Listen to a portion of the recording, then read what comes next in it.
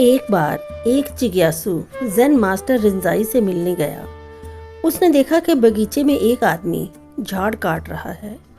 ये तो सोच ही नहीं सका कि ये रिंजाई होगा, क्योंकि रिंजाई महागुरु इतना ख्याति प्राप्त फकीर था कि वह लकड़ी काटेगा, ये हो ही नहीं सकता। तो उसने पूछा कि ये भैया, रिंजाई से मिलना है, कहाँ मिलना हो पाएगा? आश्रम बड़ा था, कोई 500 फकीर आश्रम में रहते थे। रिंजाई ने कहा, रिंजाई से मिलना है? तुम जरा रुको, मैं बुला कर आता हूँ। वह जल्दी से भीतर गया, हाथ मुंह धोया, कपड़े बदले, आकर कहा कि मैं रहा रिंजाई, कहिए क्या काम है? उस आदमी ने कहा, आप हैं रिंजाई? अरे कपड़े बदल कर तुम सोचते हो मुझे धोखा दे सकोगे? अभी 2 मिनट पहले तुम गए, माना के मुंह धो आए और कपड़े बदल लिए, मगर मैं पहचानता हूँ तुम वही के वही आदमी हो जो अभी लकड़ी काट रहे थे।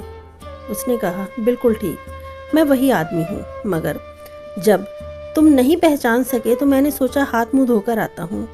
और क्या करूँ, शायद लकड़ी काट रहा हूँ, पसीना बह रहा है, तुम पहचान नहीं पा रहे हो तो कुल्हाड़ी रखाया कि भाई कुल्हाड़ी की वजह से शायद नहीं पहचान पा रहे हो, मगर मैं ही हूँ रिंजाई। उसने कहा, आप लकड़ी काटते हैं?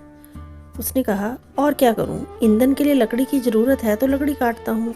और सुबह थोड़ी देर पहले आए होते तो कुएं से पानी भर रहा था, क्योंकि स्नान करना होता है तो कुएं से पानी भरता हूँ। तो उस आदमी ने पूछा कि मैं तुमसे ये पूछता हूँ कि जब तुम प्रबुद्ध हुए उसके पहले क्या करते थे? उसने कहा, यही लकड़ी काटता था, कुएं से पानी भरता था। उस आदमी ने पूछा, फिर फर्क क्या पड़ा?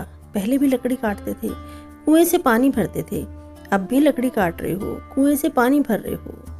रिंजाई ने कहा, फर्क इतना पड़ा कि पहले भी लकड़ी काटता था और दूसरे काम भी करता था, साथ साथ मन चलता रहता था, पानी भी भरता था और भी मन दूसरी बातें भरता रहता।